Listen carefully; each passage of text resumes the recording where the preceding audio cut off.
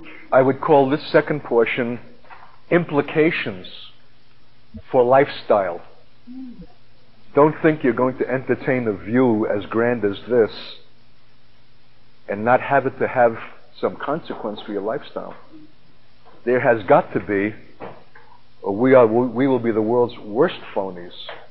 This requires something. And who can find in the text that we have already been considering the statement of that? Chapter 11 of Hebrews. Of course, we've already read in chapter 10 about those that took their spoiling joyfully. But there's one pregnant statement in chapter 11. I would finger verse 13. These all not only died in faith, not having received the promises, but were persuaded of them, embraced them, and confessed that they were strangers and pilgrims on the earth. Verse 9 too? That's right. He sojourned the land of promise, dwelling. This changes our whole status. Our whole earthly tenure is radically altered if we really embrace this view. And I would just raise it as a rhetorical question. How many Christians see themselves, desire to be, or are seen by others as being pilgrims, strangers, and sojourners in the earth? And I want to just go on record as saying that must be the inevitable consequence of an embracing of this view in truth. What does that mean? Why are you made a pilgrim and a stranger? What does that suggest, pilgrim, stranger, sojourner?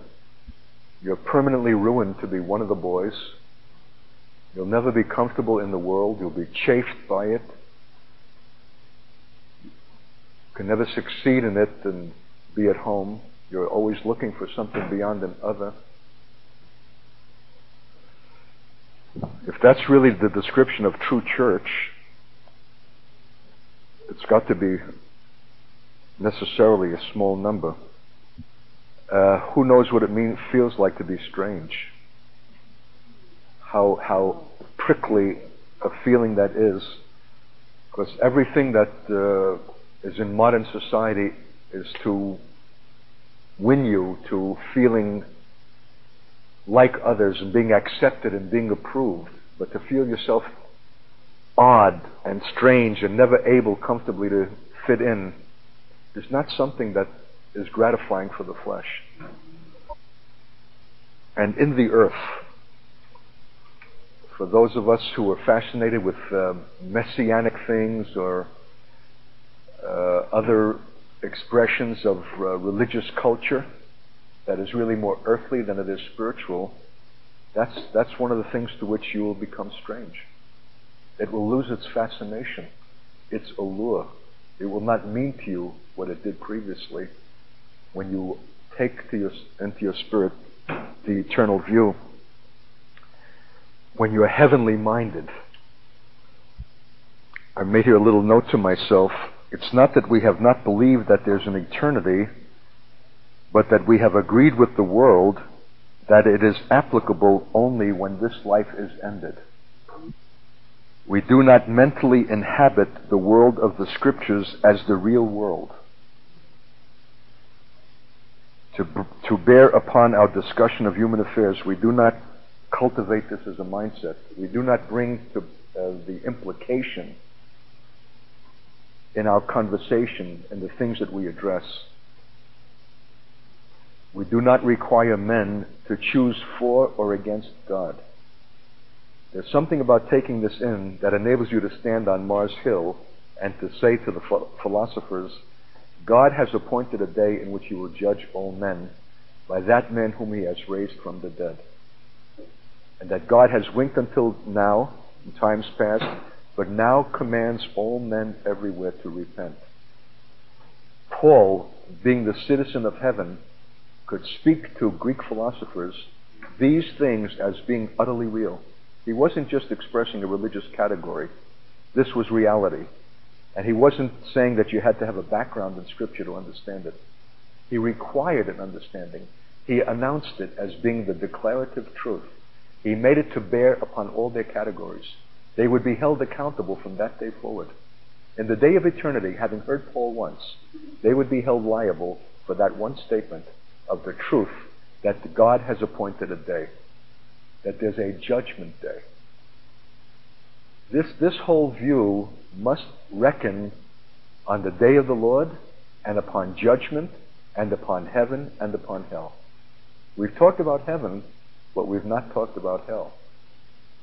And the reason we have not considered hell is because we've not considered heaven. If hell is nothing more than the rejection of heaven or the loss of heaven, it's hell enough.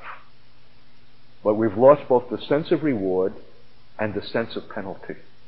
And therefore, unlike Paul, we cannot persuade men knowing the terror of God.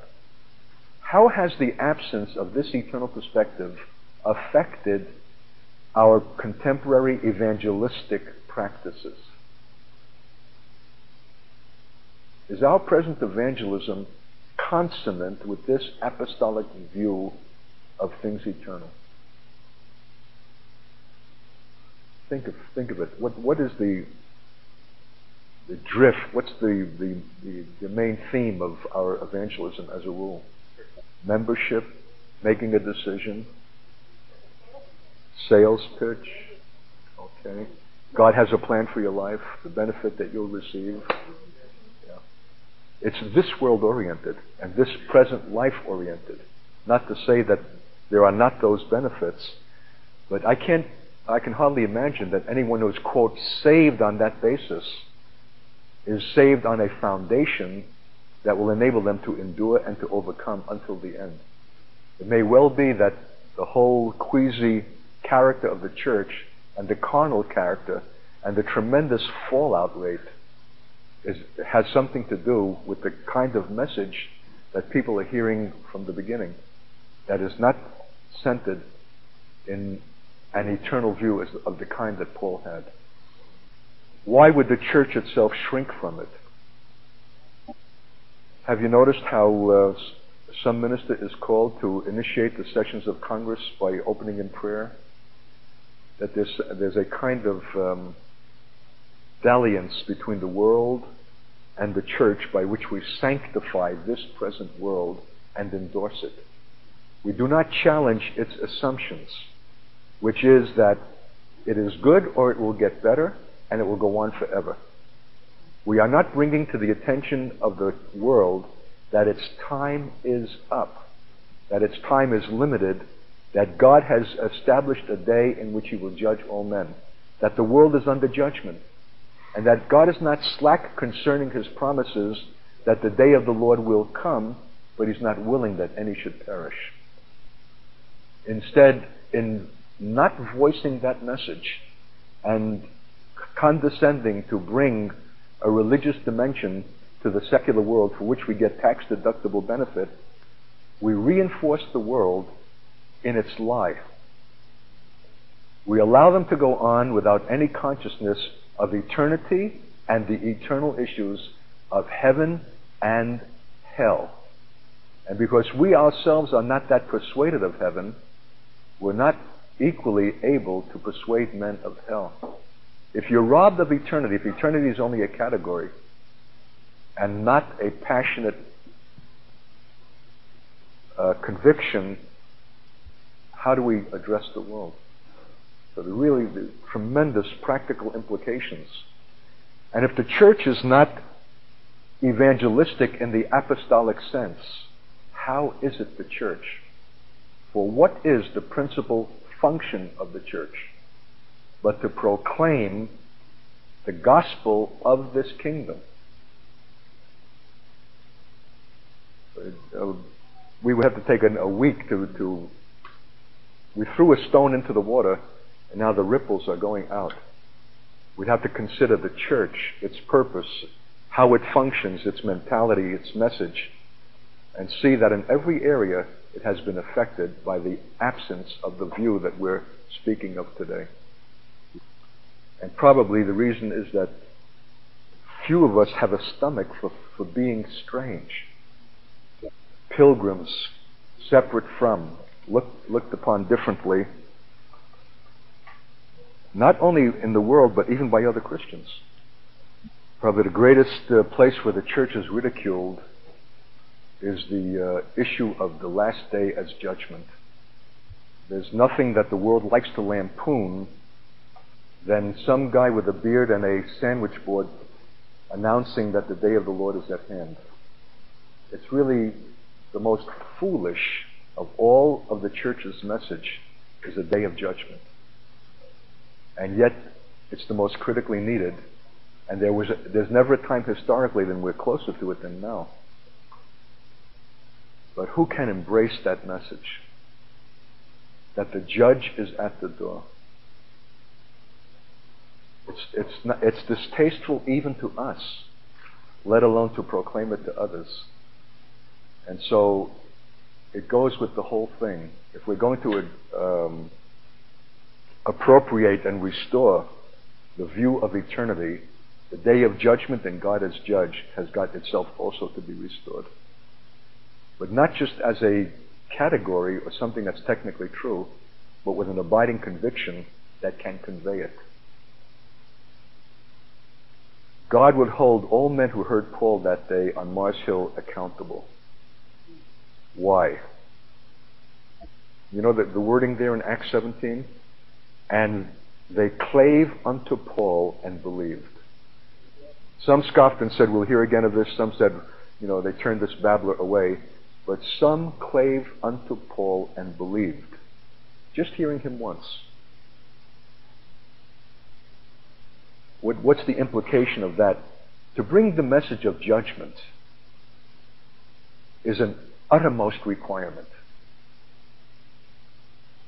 Have you ever felt your faith fail? Have you ever felt the virtue go out of you? You can pray for somebody with a cold, but you can't pray for a demon deliverance when someone is frothing at the mouth or writhing on the floor. You can pray for healing for someone who has an abscess, but if someone is sitting in a wheelchair and has not walked for 30 years, and you have to pray for them, you can just feel the strength go out of you, the virtue and the power go out of you. Your faith is not sufficient to the requirement. We're all in a different place of faith.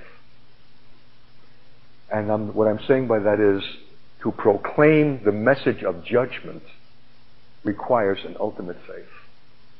It requires an apostolic faith. It requires where the man must be the message. And I don't say that I've attained. When we had the outreach at Bemidji State University, after 10 days of fasting and prayer, 24 hours around the clock here at Ben Israel, that series of meetings began in uttermost absurdity and foolishness.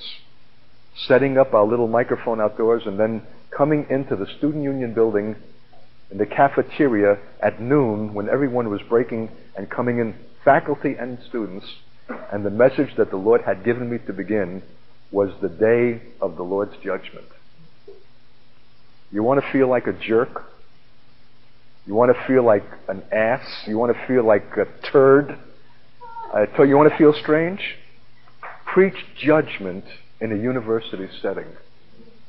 That the Lord has appointed a day in which He will judge, and that you will be accountable for that on the basis of hearing me now, this day, in this place. I watched the steam smoke come out of the ears of men. We had one brother with us who was a black belt in karate, and he was just chomping and nervously pacing, wondering when the moment would come when he would have to come out of the woodwork and defend me against an outraged mob. There's something about that brings a people to a fury. They want to put their fingers in their ears and rush upon you and gnash with their teeth. Why? You're reading a death toll. You're saying what you guys are about is deception. You've been sold a lie. There's an end at hand. There's a God you must know, or you will suffer an unspeakable eternal consequence. And the only thing that will save you is believing the message coming from me, because it's pleased God to, how does it say it? By preaching to save them that will believe. It's pleased God by the foolishness of preaching to save them who will believe.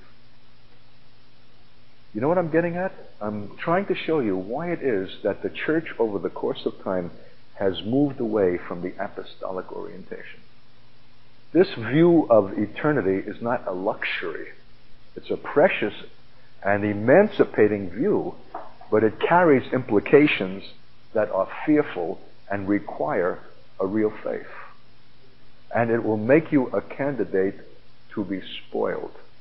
Maybe not only your goods, but yourself. Because those who don't want to hear will not only put their fingers in the ears, but gnash upon the speaker with his teeth and remove him from their sight. This might actually precipitate a violence against us. Can you understand the sense of offense? This is scandal. It's one thing to be religiously pluralistic and talk about many great faiths and different schools of faith and cultures that we need to respect, but to be so absolute in the insistence on your faith and to say that except you receive my view, you shall assuredly perish, is the height of offense against modernity, against the world, against everything that is liberal and reasonable and intelligent and sensible. Many paths to truth. Are you willing to bear that offense?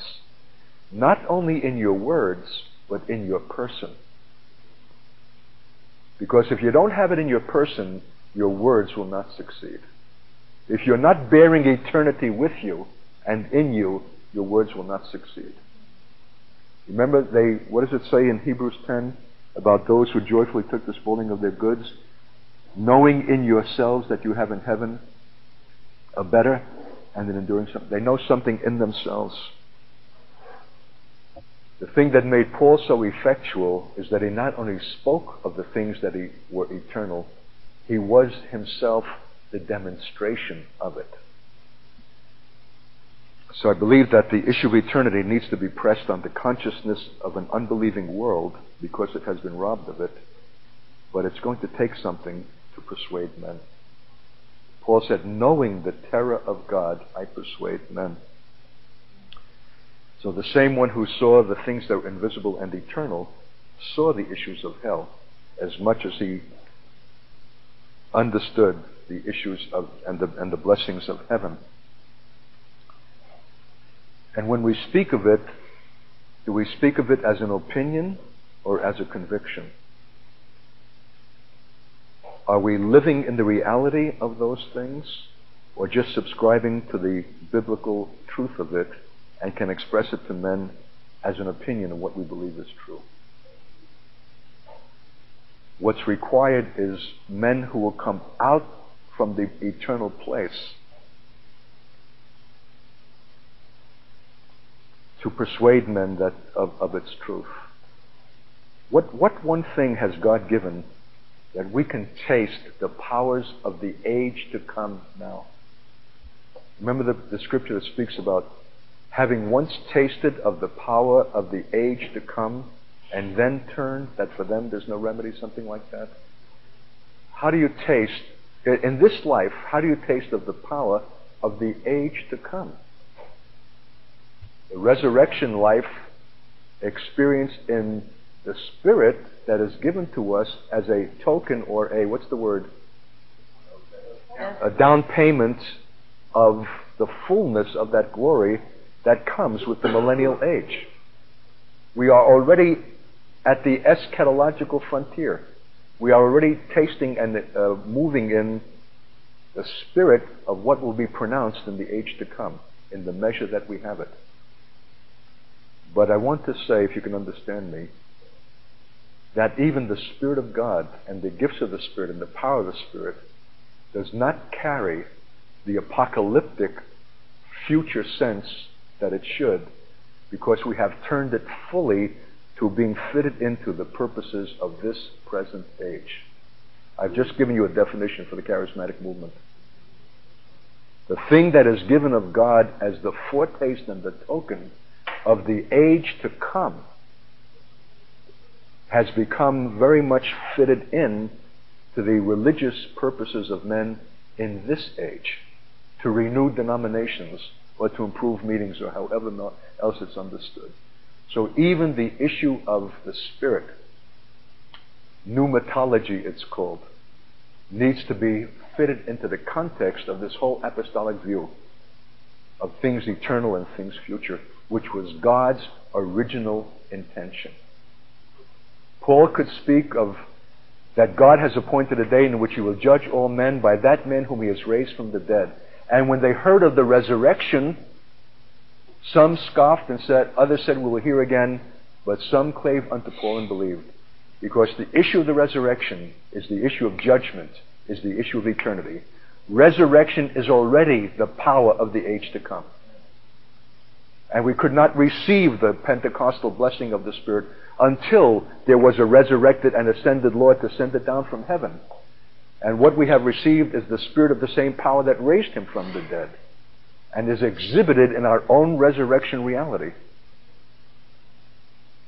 The whole issue of men hearing Paul on Mars Hill was the degree to which he could convince them that though they knew nothing of the resurrection of Jesus historically, that they would see the reality in Paul himself. Paul himself was a man raised from the dead. Is that true?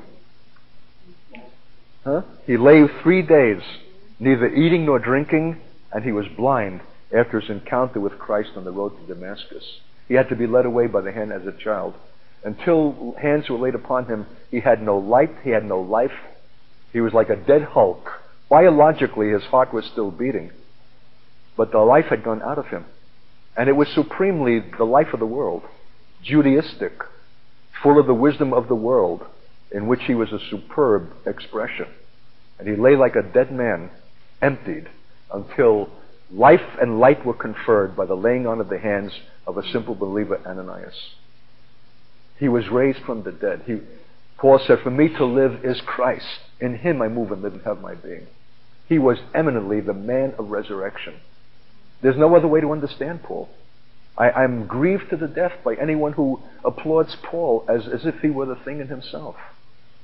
The genius of Paul is the life of Christ that had a continuance in another vessel, completely surrendered to that life. That's where he said, I count all things as dung. And he was talking about Jewish intellect, religious background, learning, erudition, that I might win Christ.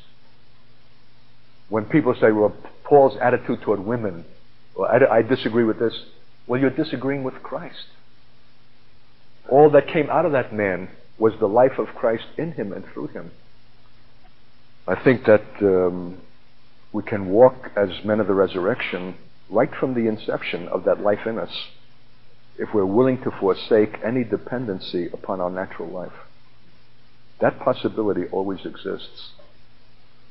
And God brought Paul to places of despairing for his own life, that the only thing that could succeed would be the life of God.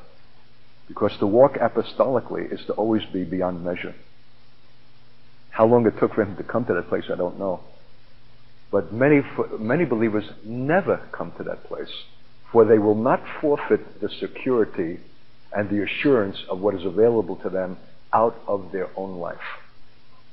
They would much rather trust in their own ability to get by than to forfeit that dependence and trust for the life that has come down from above.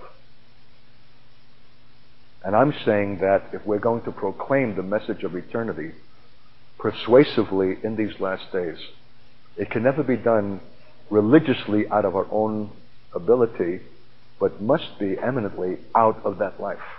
And that life is the testimony to the message. That life is already the statement of the ages to come. It is the power of the age to come. So there's a whole, not only an adjustment of our mindsets to embrace a view of the faith, but a whole requirement to shift gears and come into the actuality of that faith, which is beyond the charismatic dimension. And that's what is so fearful, and that's what makes us strange. You remember in that place where it says that they vowed that they would neither eat nor drink until he were dead, or they threw dirt on their heads and they cried out, "This man is not fit to live."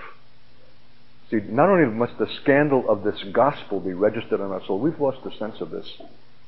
What we call the gospel today has been so world accommodating, another kind of religious alternative amongst other religious options in a world of religious pluralism.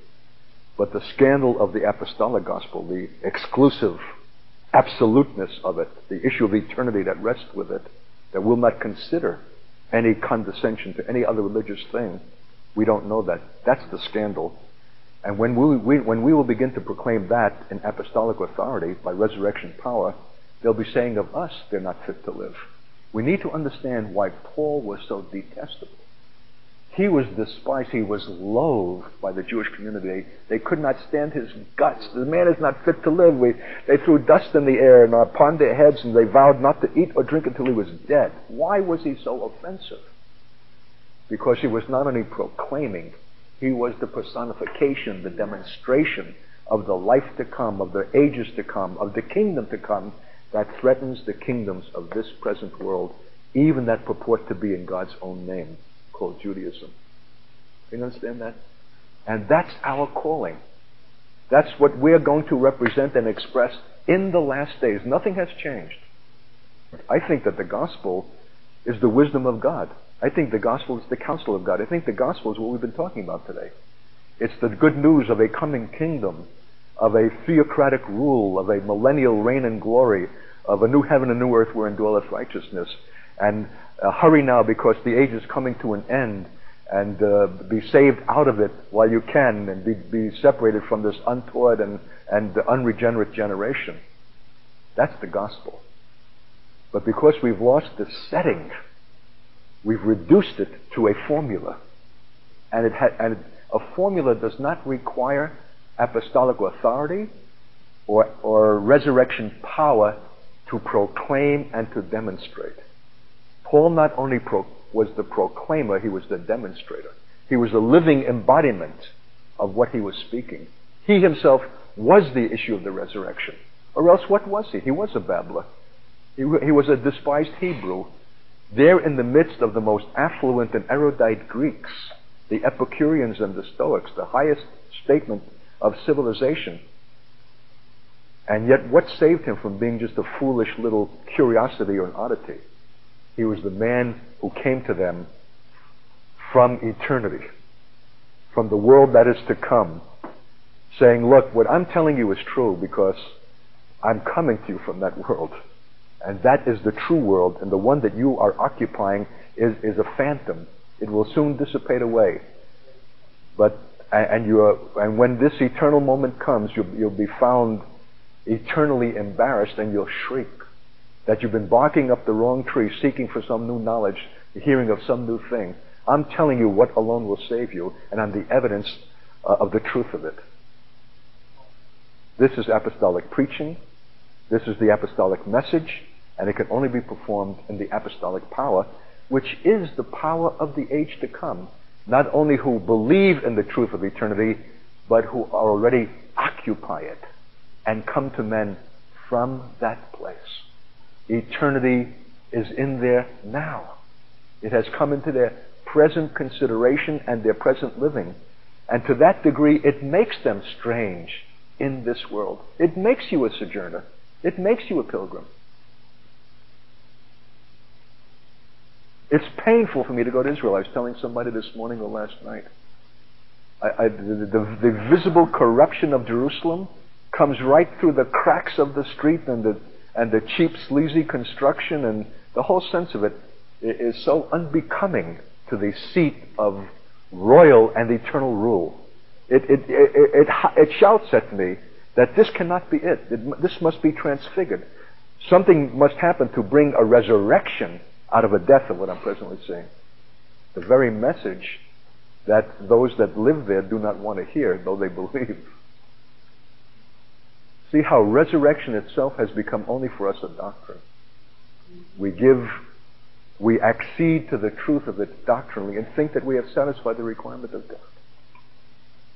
But the issue of the Holy Spirit, as the token of the age to come, the Spirit seen in the eschatological context of God, the issue of resurrection as the statement of that life which we have already tasted and which will be the life of that kingdom.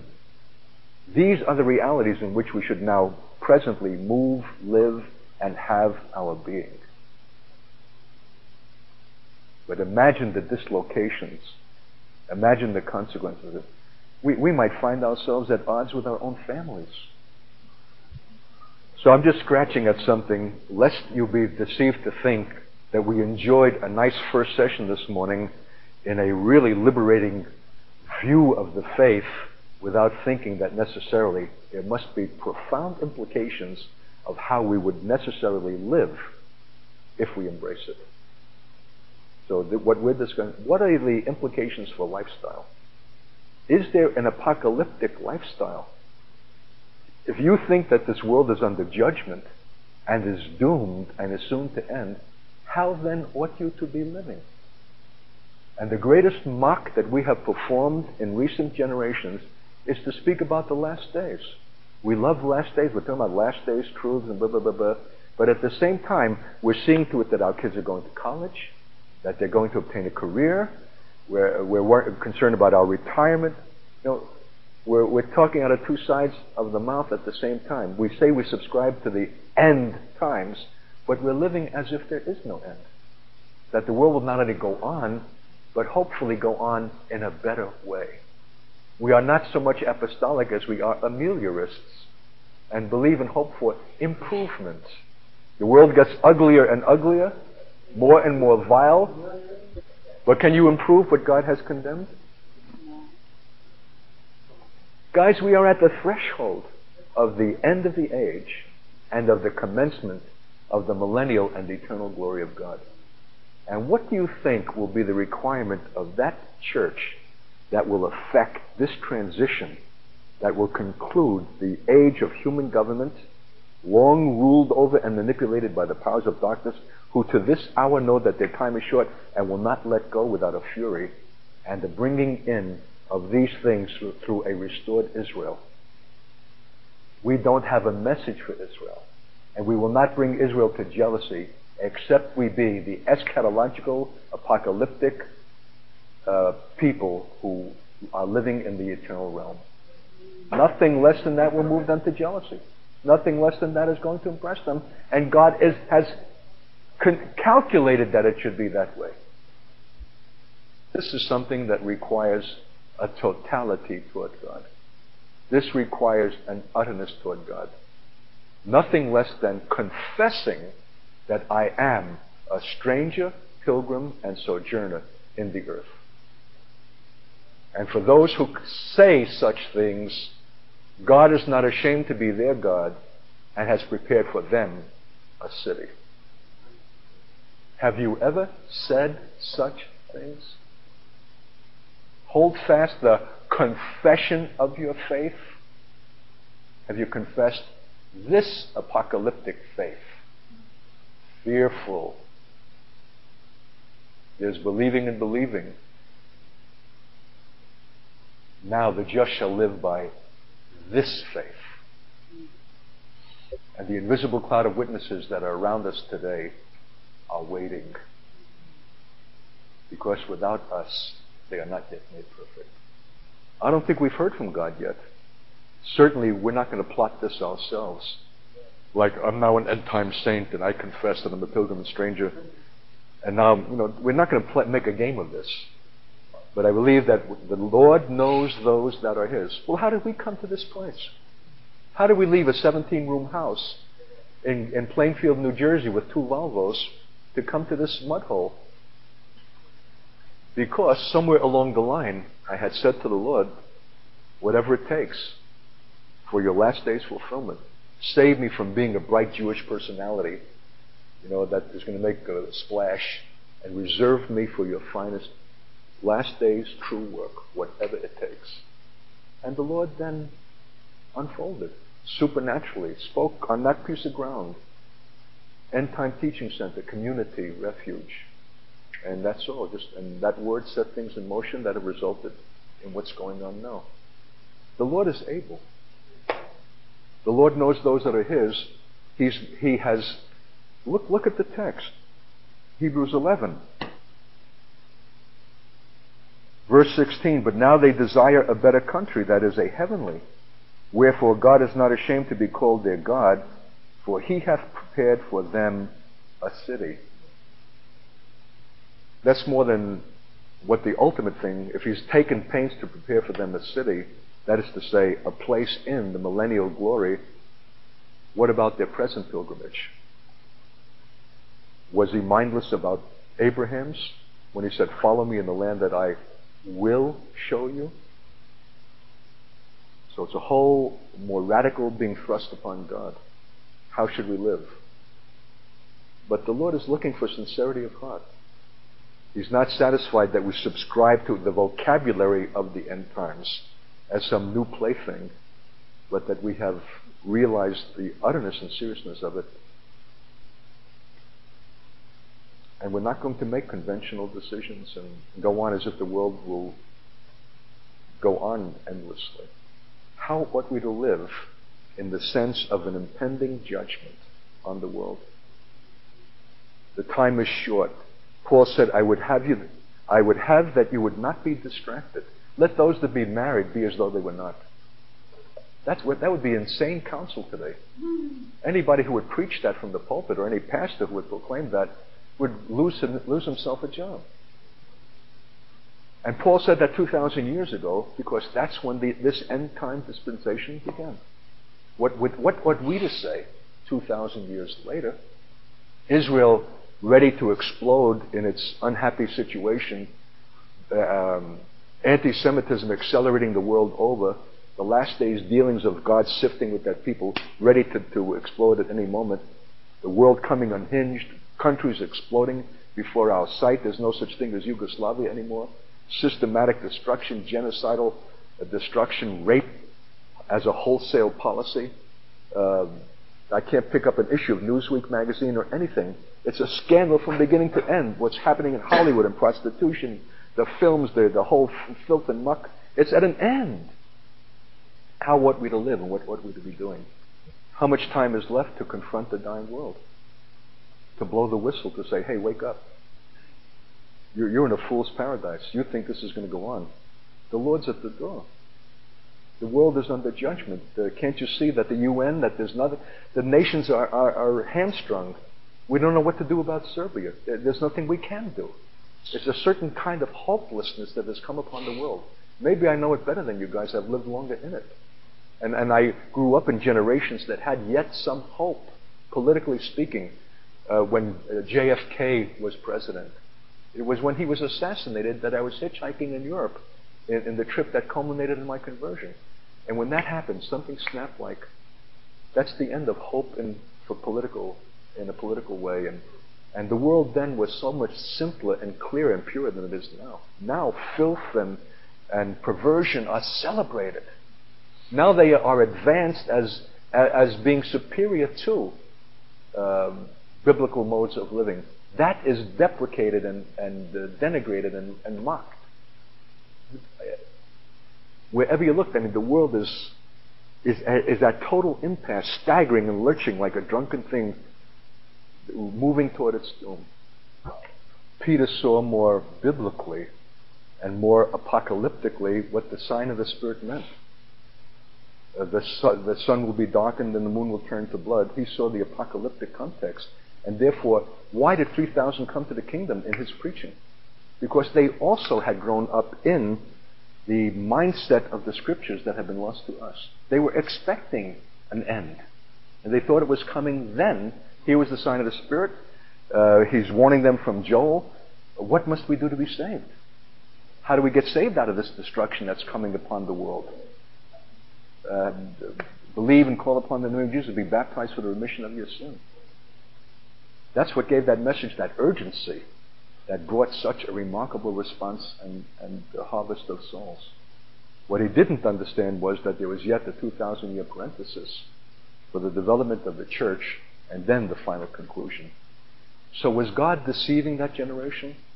Where Peter says the day of the Lord will come, God's not slack. there was a certain sense of imminence, immediacy, urgency that made the apostolic church of the early times church. Its message was urgent. Its consequence was effective. They shook the world. They turned it upside down because they expected these things. Was God deceiving them? Knowing that there was yet a 2,000-year interlude before the end would in fact come? Well, evidently, for the development of a church that would be his instrument for Israel's deliverance and also the proclaimer of the message of the last days to a dying world.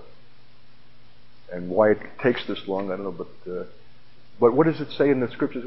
And he who will come in a little while. So for the Lord, 2,000 years is a little while. But here, if you begin to see apostolically, you know what you see?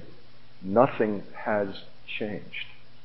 We are in an unbroken continuum of the issues of the faith as it was struck then and is still and is now coming to conclusion. That's what we need to see. Knowing that there was going to be a parenthesis in the 2,000-year interval, why did he allow the church at the first to go on in that sense of urgency and that dynamic of expectancy of the urgent issues of eternity that persuaded their generation? Was he allowing them to operate in a lie, in a deception? Why didn't God straighten them out? If the issues are the same, every generation faces those same issues. We're faced with Antichrist opposition. We're faced with the issue of Israel and the Jew. We're faced with the coming of the Lord. It's as if God would have the church of every generation to live in an expectancy of the end as being normative to true church living. That this is the apostolic mentality that should characterize the church in any generation, how much more so the last. Now, contend for the faith once and for all given the saints. And I want to say, if you don't even know it in your own experience, except you contend for it, you'll never obtain it. And once obtaining it, you'll lose it. Because everything is calculated against it. I gave this message in Lausanne, Youth with a Mission, 7 years ago. And as I was looking over my comments, I said, even here, I can't get up in the morning. They're asking me, what do I want to eat for breakfast? What will I have for lunch? That everything that is coming at me is this world, this life, this hour, now. And here I'm speaking the message of eternity, but even the religious world is not allowing me to be in the realm of eternity, but keeps bringing my attention back to now, to this earth, this body, this life. That's the nature of the thing. Everything that is in the world and the flesh and the devil conspires against the truth of God. We have been robbed of the eternal sense, and unless we contend for it, we will not obtain it. When Paul says, I see the things that are invisible and eternal, you think it was just a magical thing for him that he saw? Or was there some measure of sacrifice required to take your eyeballs off the things that are visible and seen in order to be able to consider the things that are invisible and eternal? And the world is engaging our eyeballs daily. There's not a day that my mail doesn't come with advertisements and magazines and this and that and merchandise. I mean, you almost have to be violent to put away the things that will free you to consider the things that are eternal. It itself is a sacrifice. It itself is a suffering, because the eyeballs want to be gratified with voluptuous seeing. We want to see, we want to feel, we want to touch, we want to be engaged. Now, it takes a turning away, a denial, to be freed up for the things that are not seen, that are eternal. Or else we're just dealing with a mental category that will not at all in any way impress the philosophers at Mars Hill. And we are moving toward that exact confrontation.